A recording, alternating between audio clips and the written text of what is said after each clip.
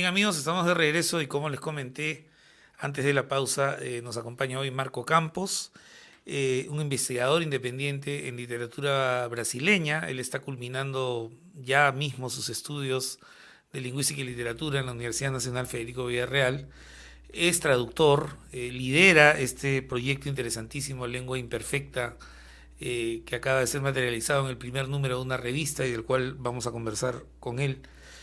Ha sido integrante del grupo de traducción de la Universidad Nacional Mayor de San Marcos y además pues, se desempeña en distintos ámbitos, es librero, es gestor cultural, editor por supuesto, y está con nosotros Marco Campos. Bienvenido a Cinema en los Sentidos, Marco. Muchísimas gracias por tu invitación, Alonso. Mira, siempre hablamos de la vocación del escritor, de la vocación del lector, de la vocación del crítico, pero nos hemos olvidado del traductor. Eh, ¿Cómo se define hoy un traductor? En un momento en el que lo digital parece facilitarlo todo, en un momento en que contamos con traductores en línea que por lo menos para un cierto nivel de lenguaje son bastante funcionales, Claro, pero cuando hablamos de traducción literaria ya estamos hablando de otra cosa, sí. ¿verdad? Lo que ocurre, y me parece que en general la traducción es un ejercicio que tiene caminos en muchas ocasiones evidentes, salidas muy obvias, con respuestas muy claras, muy concisas. Y yo siempre cuando me preguntan este tipo de interrogantes, yo suelo decir de que la traducción, en primer lugar, es un ejercicio de amor. Ajá, En el sentido de que, por más que pueda ser algo idílico, tal vez la respuesta que yo doy, es que la traducción es una de las primeras materias que tenemos de relación entre las personas, como podemos ver tal vez históricamente, ficcionalmente, como por ejemplo en la Torre de Babel. exacto. Esta materia de tratar de entendernos, tratar de entender nuestras realidades, nuestras culturas, a pesar de las dificultades que podemos tener, como por ejemplo con el tema del lenguaje, ¿no?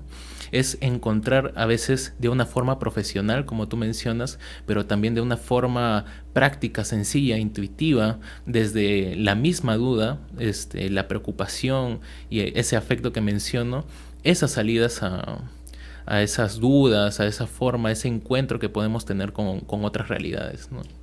Claro, y a eso hay que sumar además que la traducción literaria pues es un tipo de actividad muy específica, creativa también, Ujú. porque de alguna manera el traductor, como conversábamos hace un rato, el traductor de alguna manera se convierte en una especie de coautor, es una especie de escritor también, Sí, porque no solamente está traduciendo palabras de un idioma a otro, se está traduciendo también un sentimiento, se está traduciendo un gesto cultural, exacto. se está traduciendo un contenido simbólico, ¿no? Y también incluso las mismas expresiones que tienen otras culturas, es encontrar también las salidas a todas esas expresiones que se tienen en un idioma muy específico. Por ejemplo, tal vez, por decir algo muy sencillo, en portugués está la palabra el bogorodó, que es como se le dice al charming, al encanto Ajá. de una persona, o también el viso. Viso es la vitalidad de la planta, es la energía que irradia la planta, lo que tiene y emana la vida de ella misma. Son palabras que si a uno se le pregunta cómo traducirlas, es difícil encontrar la salida, pero siempre tenemos que encontrar algún modo frente a esas dificultades. Y sobre el tema creativo, incluso Edith Grossman, que es una traductora estadounidense contemporánea, ella es la que habla firmemente de la calidad de escritor, de coautor, como tú mencionas. Y sí, pues, Qué es así. maravilla. Mencionas estas palabras y se me viene inmediatamente a la cabeza la más difícil, creo yo, que es saudade, o Claro, saudade, ¿no? Como dicen, sí. como pronuncian Ujú. los de Río de Janeiro, ¿no? Y esta es una palabra realmente reto, ¿no? Es muy difícil llegar, porque sí, uno dice nostalgia, melancolía, pero no es solo eso, hay otros componentes, tiene otros Claro. matices. Entonces, creo que ahí es donde uno ve la pasta que tiene uno Ujú. como traductor, ¿no? Frente a Claro. a estos pequeños problemas que son, no son pequeños, ¿no? De ninguna Y manera. claro, y eso es lo interesante también de la traducción, que por más de que hay esta idea que yo menciono de las obviedades, incluso las cosas más sencillas también es difícil encontrarles una salida y a veces requieren tal vez un mayor ingenio o una simple practicidad. Porque, como menciona Dirce Waltrick, que también está en este número sobre el cansancio de la traducción, hay que también saber en qué momento detenernos y aceptar cuáles son los límites también en los que podemos llegar a traducir. Y Claro. sobre todo, por ejemplo, ahora que me acuerdo uno que me da mucha ternura sobre el Saudachi que mencionas, Enrique Bustamante Vallivian, que es Ajá. del Boletín Titicaca. Él encuentra una de las primeras salidas en español a esta palabra que me gusta mucho porque es sencilla pero efectiva. Y él lo traduce como saudat. Saudade. Sí, Bueno, podríamos adoptarla también, ¿no? claro. Por último, ¿no? Es una salida muy creativa. Llevando esto a un plano un poquito más personal, ¿cómo nace tu interés por la traducción? Porque esto evidentemente es un llamado, es una vocación como cualquier otra vocación, digamos, dentro del ámbito artístico, cultural. Sí. ¿Qué hecho explicaría que tú tengas tanto interés por la traducción? ¿Sabes? El momento en el que yo empiezo a interesarme mucho por la traducción es en la Casa de la Literatura. Ok. Sonará como publicidad, pero No, pero cuando vamos, yo un gran lugar, así que dale. yo soy de la sede central de la Vía Real y a veces cuando terminaba mis clases y no quería volver a mi casa, mi mamá había muerto muy recientemente en 2015. Ajá. Yo fui uno de esos días a la Casa de la Literatura y encuentro esta colección del Centro de Estudios Brasileños de los autores traducidos por peruanos y agarro el de Carlos Drummond de Andrade. Entonces ahí está este poema La madre que él escribe en el que dice que las madres deberían ser eternas y si él fuera rey, él decretaría esta ley, Maravilla. ¿no? Ahí está Muerte en el avión también. Sí. Eso. Otro poema enorme, ¿no? Y Y, Congreso del Miedo. ajá. No, es decir, bueno. O sea que ahí un poco es Sí, el germen de esto. me trastocó mucho ese poema. Yo ya tenía un interés por los autores brasileños, pero también sentí mucho esta emoción, esta pasión de ver que habían peruanos que hacían este esfuerzo, esta tentativa, que ya en el futuro, conociendo un poco más el idioma, notaba que no entendían en un sentido muy puro el idioma, pero iban justo a esta idea de la urgencia, ¿no? De intentar, de hacer lo posible y además con las herramientas que tenían como poetas, con otro sentido, con otra percepción de las cosas, la sonoridad también lograban cosas muy bellas, ¿no? Exacto. Ahora, hay este viejo lugar común. Los lugares comunes nunca mueren, pues qué pena. Esto del traductor traidor, en fin. ¿Cómo se ve esto ahora? Me da la impresión que es una idea que ha perdido un poquito de peso. Creo que la traducción ha labrado otro prestigio ahora, ¿no? Claro. Depende mucho de quién le preguntes, ¿no? Hay muchas personas que todavía creen en este concepto de traición, pero sin desvalidar el hecho de que ellos son autores. La traición ya no va al hecho de soy una persona que te está robando tu trabajo, está robando tu producción y está haciendo lo que quiere con ella, ¿no? Porque a veces hay personas que asumen esto, que es un desprestigio que otras personas lo trabajen y también de ahí salen a veces estas personas que dicen solo leo el original, ¿no?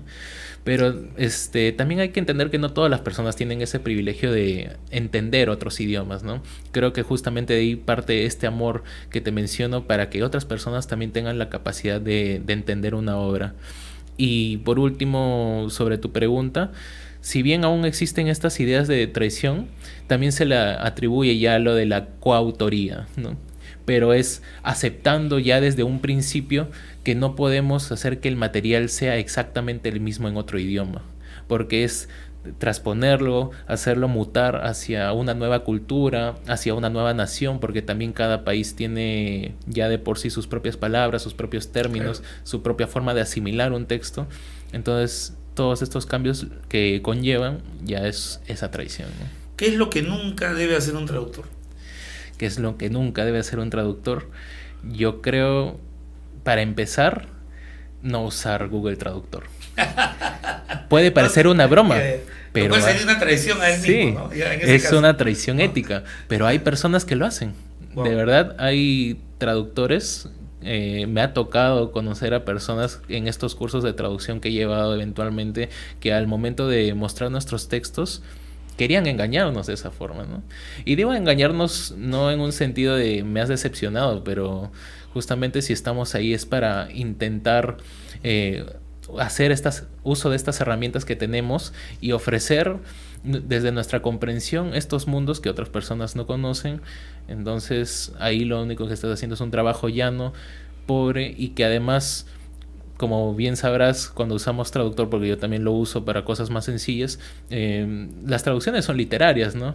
A veces no saben traducir muy bien las expresiones. Por ejemplo, esta persona estaba traduciendo algo en inglés y le tocó la expresión out of the blue. Y el traductor salió del azul, le salió del azul, fuera del azul. Y lo dejó así. O sea, ni siquiera tuvo el criterio de evaluar que lo que le había dado el Google Traductor. O de buscar, porque es una expresión idiomática, en fin, tiene otras connotaciones. Sí. Ahora, uno ve la tradición latinoamericana y hay grandes traductores. Está Borges, el propio Octavio Paz, José Emilio Pacheco, que también ha hecho notables traducciones, sobre todo del inglés al castellano. En la tradición peruana, ¿qué hay? Yo recordaba, ahora, digamos, en camino hacia la radio, pensando que iba a conversar contigo, me recordaba, por ejemplo, el nombre de Arnaldo Márquez, que es algo que un nombre que se pronuncia casi nunca en el Perú, no. Y que probablemente ha sido uno de los primeros traductores latinoamericanos de Shakespeare, ¿no? Uh-huh. Por ahí. Y luego, pues, poetas de la vanguardia, muy finos algunos, que también hacían traducciones. ¿Cómo ves tú la tradición peruana de la traducción? ¿Qué grandes hitos podrías mencionar en esta tradición? Pienso sinceramente que hay demasiados como para hacerle justicia a todos. Diría inicialmente, antes de mencionar algunos nombres, que ya Ricardo Silva Santisteban, que de por sí es, por ejemplo, un excelente traductor. Fundamental, creo, ¿no? Ajá. En el fondo editorial de la Ricardo Palma, él sacó una colección de 10 tomos, me parece, de traducción en general, la historia de la traducción en el Perú, desde los siglos en los que se empieza a practicar hasta autores contemporáneos, donde sale, por ejemplo, Miluska Benavides, que ha trabajado en Lucerna, y se divide en poesía, teatro, prosa. O sea, todavía se da el tiempo de categorizar de una forma que tengamos una visión muy clara de todo este trabajo. Algo que me parece muy interesante también, para hacer un paréntesis, es que siempre en las ferias ferias de libro que hay en Lima y en general también en exteriores, nunca está disponible. Siempre pregunto por él y no sé si será porque esa demanda o algo por el estilo, pero creo que sí sería bueno tener algunos ejemplares a disponibilidad para los interesados, ¿no? Claro. Porque si no se muestra, no sabemos que existe. Exactamente. Entonces, para mencionar algunos nombres que yo resaltaría, está Javier Soloburen, que además la Católica también le sacó sus obras completas donde están sus traducciones. Están sus traducciones, efectivamente. Enrique Bustamante y Vallivian, como también menciono, tradujo a 3 autores para el Boletín Titicaca en sus últimos números.